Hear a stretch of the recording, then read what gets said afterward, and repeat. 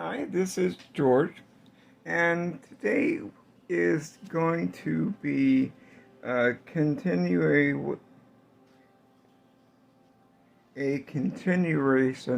of my Swatchtober, and I'm going to go over the supplies that I'm using.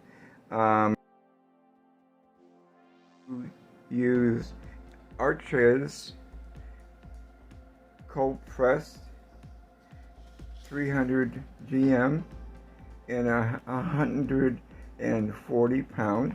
It's a cold press, so there's a certain amount of texture. I prefer using a cotton paper because cotton absorbs the watercolor or water soluble media more readily than, say, a multimedia book or paper, whereas this kind of paper you can get a little bit of absorption, but quickly it comes to the point of the pigment resting on the paper as opposed to being incorporated into the paper. I'm going to use my Caran d'Ache.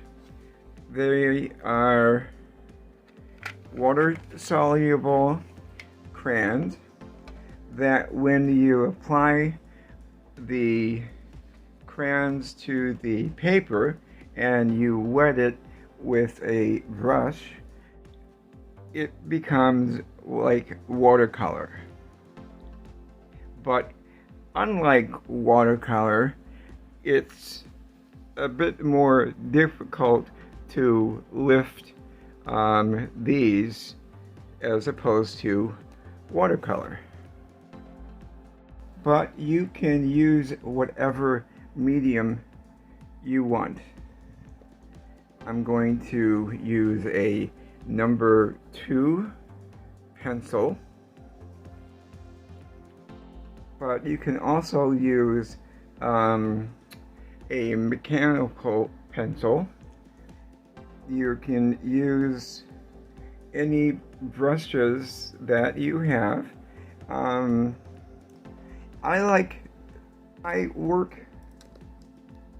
Since I tend to work using small areas, I generally between 4 and a 2, or even sometimes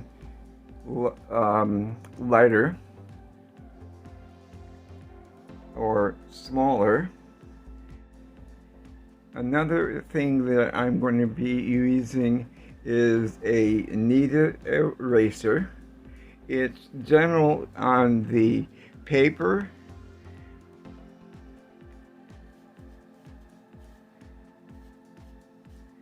Without leaving any shavings or paper behind, so you don't have to clean up, and it doesn't damage your paper, so these are really good.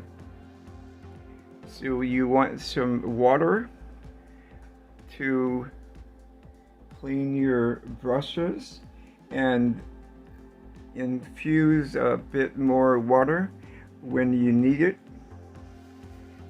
and a paper towel or a rag to wipe off any excess water that you don't need. Today I'm going to talk about the creative voice that we all have in ourselves. Sometimes when I'm painting or when I'm doodling, I don't know what I'm going to do. I know that I wanted to do something, but I have no idea what I want to do. If you're ever in that kind of mental space, what you can do sometimes is close your eyes, take a couple of deep breaths from your stomach, and breathe out and exhale.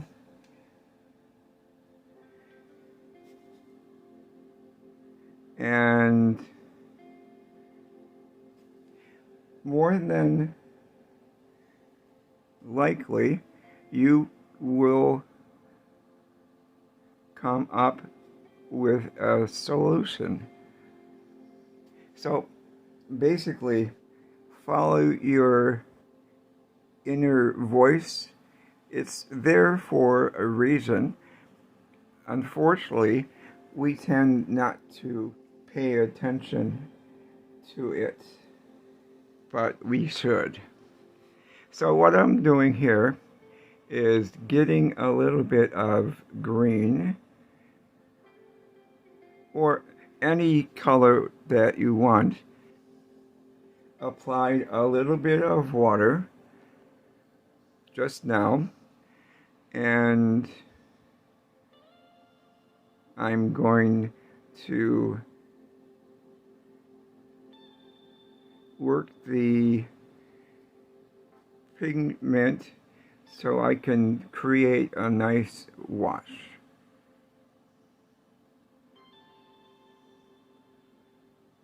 As with the supplies, you can use whatever color you want. This is just the colors that I'm using now, but you are free to do whatever you want. So I'm going to put in some water to affect the spread of the nail color twos. And again, I'm going with brown.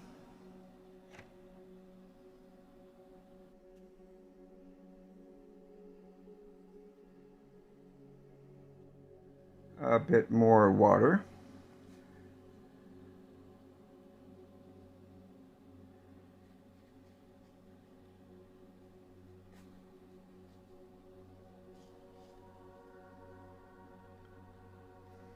I'm going to use a craft gun for a blow dryer to speed up the process, so I'll be back.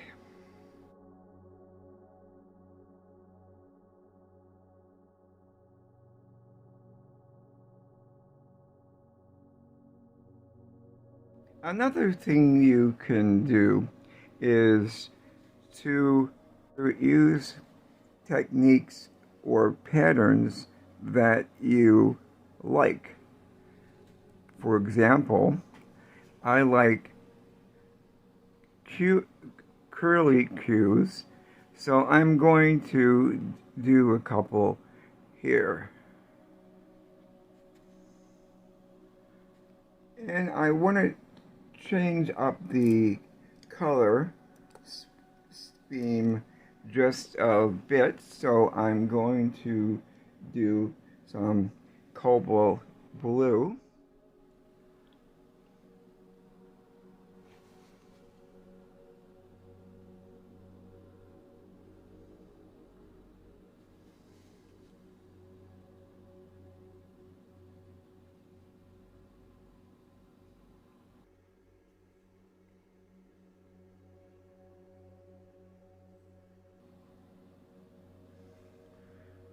water.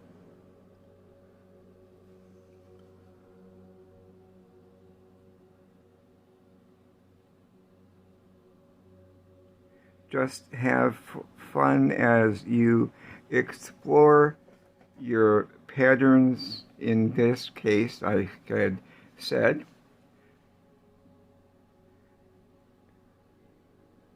I'm going to use my blue, and if you have too much water in one area, you can always go back and pick up.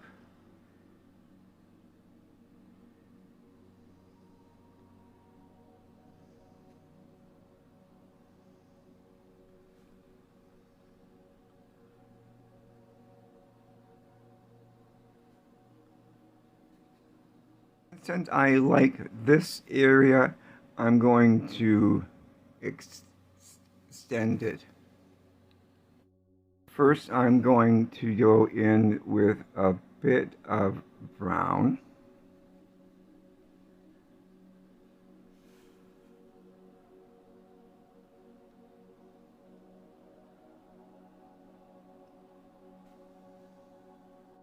A little bit of wet on wet, and then dry on dry, wet on dry.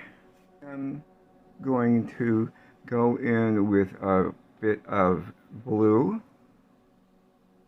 the cobalt blue,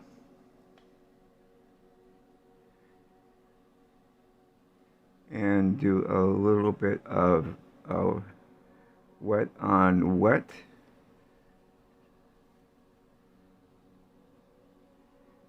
And kind of wet on wet, but basically dry.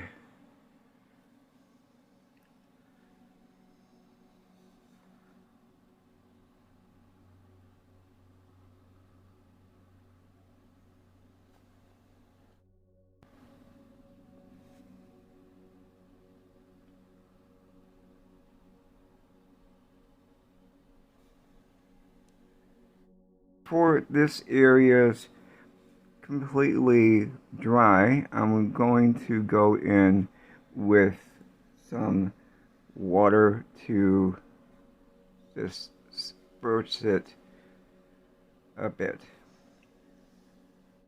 For this area's completely dry, I'm going to go in with some water to disperse it a bit.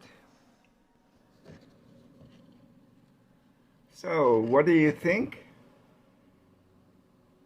I hope you had a nice time with me and got inspired to play around. And remember to give yourself the ability and time to give it a little bit of thought. Calm yourself, come up with an idea, and I will see you in the next one. Bye.